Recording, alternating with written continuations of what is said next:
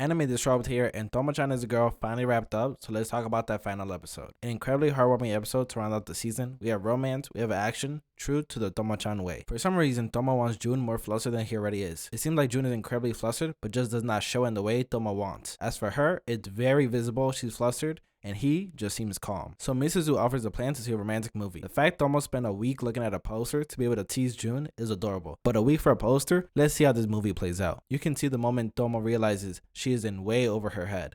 Her plan to get Jun flustered, bursting right in front of her. Meanwhile, Jun is a studious man. You can see him taking mental notes during the movie, trying to absorb every piece of information he can. Jun also turns out to be an A+ gift giver. I didn't know I should be the one to take notes. He gives Tomo earrings with the letter T and they look great on her. Granted, probably most things would, and she gives him a muffler. Today I learned a muffler isn't just something on a car, but a long scarf.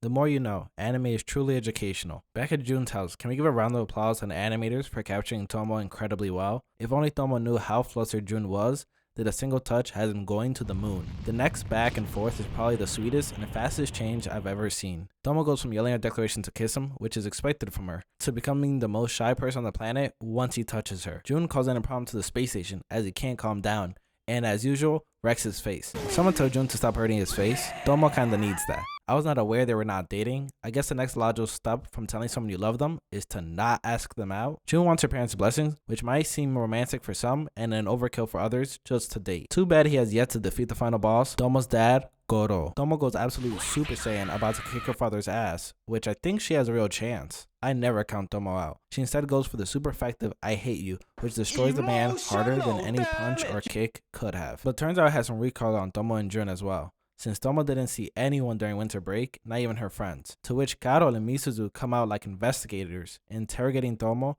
with the meanest stares.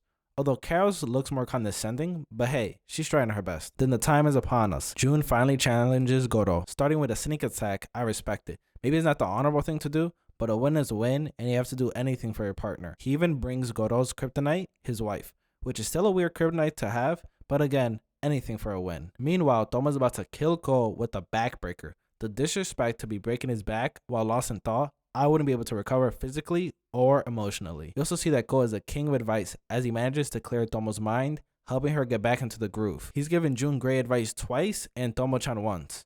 Cole might be the sleeper MVP of the series, something Misuzu and Carol couldn't do. He's truly a living legend. Now we get to see the action, and not only did it not disappoint, it surprised me since this sequence has better animation than a lot of action anime I've been watching. Before we get to that, we see Tomo give support while also threatening Jun. Since she says, hey, you go down, it's my turn. Just look at her mom's face when she says it. The men are scared, but she's having none of it, which obviously means Jun can't afford to lose or back down now. A tough position, but let's see how it goes.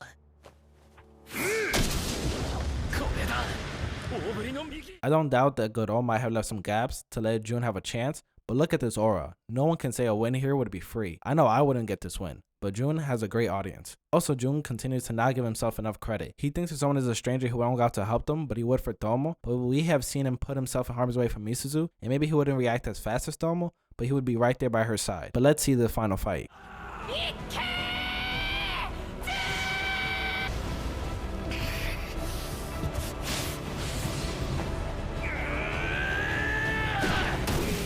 And right here, you can see that the tip of his finger did touch the ground, and he accepts defeat once his wife comes and puts a stop to it. I understand the competitive spirit. You can't let some kid beat you and take your daughter, but he has to hold that L. Also, hold that nose since it's probably broken. We end in the best way possible. You can see Tomo about to ask Jun out, but Jun is the fastest man in the world, getting there before she can.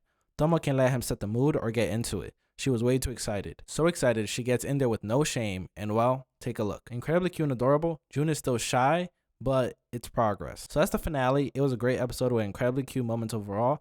Let me know what you thought of the episode and season below. I hope you enjoyed the video and the show as much as I did. I hope to get a review out at some point, so if you want to see that, subscribe to see more. But thank you for watching until the end. This has been Anime Disrobed, and the finale for Tomo-Chan as a girl has officially been disrobed.